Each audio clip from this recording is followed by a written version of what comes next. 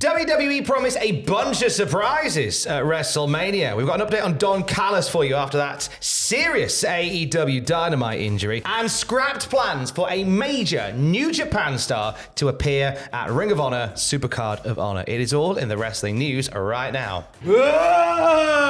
Jesus Christ. Did I scare you? You scared me something silly. Would you say it was a good surprise? I would say it was a good surprise, Tom. Good surprise, wasn't it? Well, loads more surprises like that maybe tonight and across the weekend at Mania. What are we saying, Andrew? Well, I mean, I hope not like that, because I was scared stiff, Tom. Well, oh yeah. Well, no, So I you mean, were. save that for later, Tom. So Nick Khan, everybody, was on.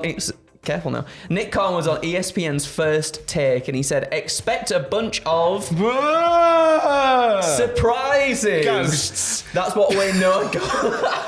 That's what we're known for. This is WrestleMania. We pulled out some at the Royal Rumble a couple of months ago in San Antonio. Here at SoFi Stadium, Los Angeles, a 2-night event. We've got to make it big. So that's what we expect to have happen. Booker T wins every belt on WrestleMania weekend. That's the surprise. Thank you and good night. Shucky ducky quack quack. It's what we want to happen. I mean, WrestleMania, it has become over the years like the place where you get these wonderful big surprises, more so than it ever was. I mean, you've had the odd surprise over the years, but I think it kind of seems to be a place where they'll bring back some legends, Yeah, for and sure. just pop back and wave and say hello. Yeah, I think last year was a really good example of the surprises and things that WWE can pull out in such a huge fashion as well, in such grand fashion. And I feel like they'll want to keep that ball rolling for sure. And I believe this is the first WrestleMania with Triple H in the helm as well, right? So that's going to be really exciting to see, because I'm sure he's got things up his sleeves and his wristbands and this, that, and the other. One of the surprises last year was indeed Triple H. It was, yeah. Start of night 2, he walked out to the ring, left the boots in the ring. He did, indicating that he was all done and dusted with the wrestling world. We of course had the surprise that was a Steve Austin match. It was kind of a surprise. It was one of those things. I'm looking back over the years and thinking about surprises from WrestleMania that I've really enjoyed, and all like underrated surprises. Oh yeah. And my mind turns to, I think it was it Elias who got interrupted by Doctor of Thugonomics, John Cena? That was so cool. I remember because he had all the gear on, didn't he? Yeah. He was still like his Thug Life little knuckle duster things on and everything. That was cool. Great that was really cool. I'm also old enough and ugly enough to remember WrestleMania 10.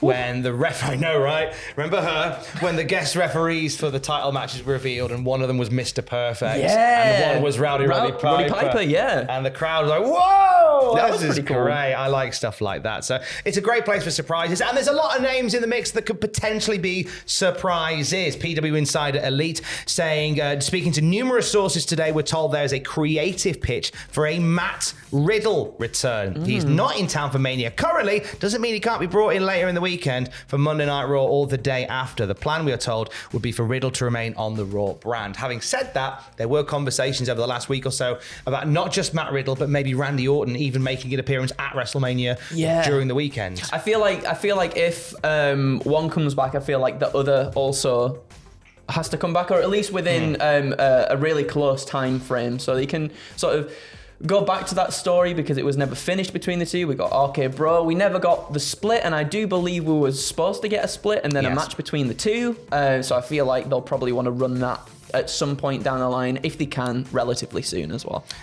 Also, in terms of other names that were teased and not teased, but sort of rumoured, that we spoke about over the past few weeks. I know Big E was another one of those names that was thrown around. I know that whilst he has made a recovery from neck surgery, there are a few issues that are still hanging around that make him a little bit reluctant to get back in the ring. Yes. So we hear, but that doesn't stop him from popping up during WrestleMania weekend either.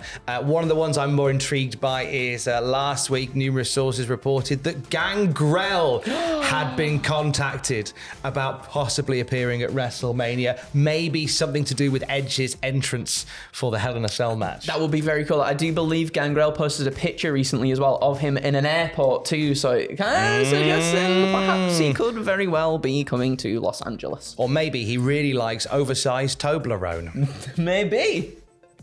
He might do. Who doesn't? Who doesn't? Maybe he comes out and those are his fangs. 2 giant sized Toblerones just stuck upside down in his mouth. Who knows? Amazing. There's Gangrel. No. Yeah. Oh, right. Toblerone Gangrel coming to a cinema near you. It's what we want to happen. Notable other names around WrestleMania include Uncle Howdy, aka Bo Dallas. He's currently in LA. Now, we haven't confirmed that Bray Wyatt is in town, but Uncle Howdy is indeed there. Though Bo Dallas is there.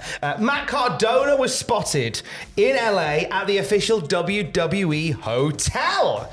Now there was a lot of scuttlebutt about him making a comeback to WWE around like trademarking Zack Ryder and lots of sort of messages on Twitter that kind of sort of throw some possible red herrings out there and such like that. However, of course, let's not forget that Chelsea Green, his wife, is making her WrestleMania debut. So there's a very, very strong chance that he's just there to support his wife and hang around with some of the wrestlers and take a few bookings and stuff like that. Of course. So we'll keep tabs on that one. There's a lot of other names. There's a lot of excitement coming to WrestleMania. There certainly is. I was thinking to myself, I think this is the first WrestleMania since working here at Cultaholic that, not that I've not been excited for, but I think this is the most excited I've been for a WrestleMania since working here, at least anyway. So it feels really good to say that as well. And we are going to be with you every single step of the way. Live reactions, night 1 and night 2. Also live reactions to the WrestleMania Go Home SmackDown tonight. Yeah, certainly. Adam will be on the YouTubes reacting to that one tonight. So go over to youtube.com/cultaholic/live for that. And check out 9 Pitches, predictions, our live reactions to Mania, what happened at WrestleMania night 1 and night 2, and WTF moments for night 1 and night 2 as well. Let's get into Mania weekend. And it really gets on, it's already underway. We had Impact and New Japan yesterday, while a Mania happened last night. We had numerous independent shows. DDT went Hollywood yesterday. Oh, wow, that's cool. Get in, DDT Pro. But tonight, the spotlight turns to Ring of Honor, Supercard of Honor taking place. And a New Japan star who was meant to be there, but isn't. Yeah, so during yesterday's media call, Tony Khan revealed that New Japan's Will Ospreay was originally scheduled to be part of the Ring of Honor Supercard of Honor show before he suffered a shoulder injury. It's currently unknown when Ospreay will return to the ring. I'm hoping it's soon because that Forbidden Door's coming up, and I do want to see another Kenny Omega Will Ospreay showdown on that card. They whet our appetite with that 7-star belter. As I said before, in Jack's new show, Matches of the Month, he is like, it's the one that they had in New Japan is already a contender for match of the year, he thinks, which is really exciting. So if they could run that back again at Forbidden Door, I will be very happy with that. But I also hope Will Ospreay gets better very, very soon. Some bangers for Supercard of Honor regardless. The Reach for the Sky ladder match to crown brand new tag team champions. The Lucha Brothers, Top Flight, The Kingdom, and Aussie Open competing for brand new look ROH World Tag Team title belts. The 6-man tag titles on the line on tonight's Supercard of Honor. The Embassy facing AR Fox, Blake Christian, and Metalik. Samoa Joe puts the ROH TV title on the line against Mark Briscoe. I feel like Briscoe's winning that. Oh, I feel like they're going to give the TV title to Mark Briscoe. Saucy, okay. That feels good in my bones. The women's title on the line. It was just announced a short while ago. Athena will defend the ROH Women's Championship against Yuka Sakazaki. That's very exciting. That'll be a hard-hitting affair. Good. Hiroshi Tanahashi is facing Daniel Garcia. That'll be fun. That'll be very fun. That's a big match for Garcia as well. Excited for him. The ROH Pure Championship on the line. Wheeler Yuta faces, in a Pure Wrestling Rules match, Shibata. Mind blowing. I'm looking forward to that one a lot. I'm looking forward to Vikingo defending the AAA Mega title against Commander. How is it this stacked? It's a very good card so far. Neither Vikingo nor Commander under contracts to AEW or Ring of Honor currently, so I would imagine that WWE will be watching that match.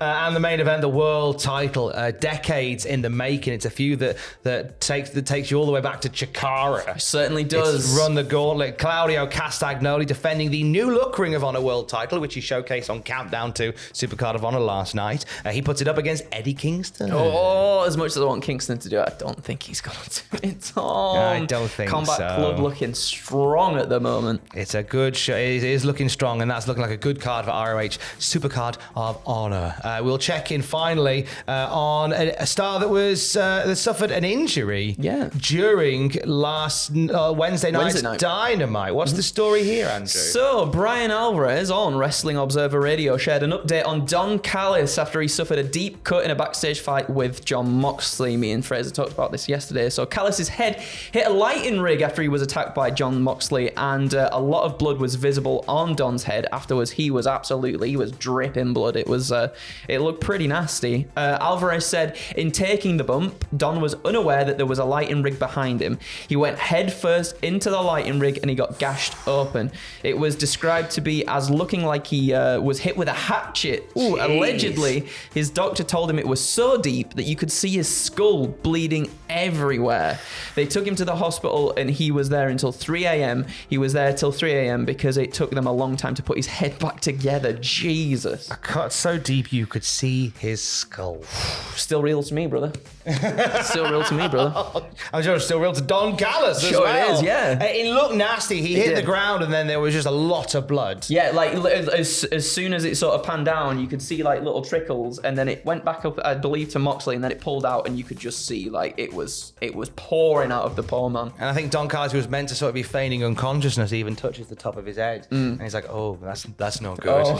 That's not good." We wish a full and speedy recovery to Don Callis. A terrible accident that occurred during a very basic backstage bit. It does happen, and we send our best wishes to Don Callis. And for the latest wrestling news throughout the day, you can check out cultaholic.com. Keys. Love you, bye.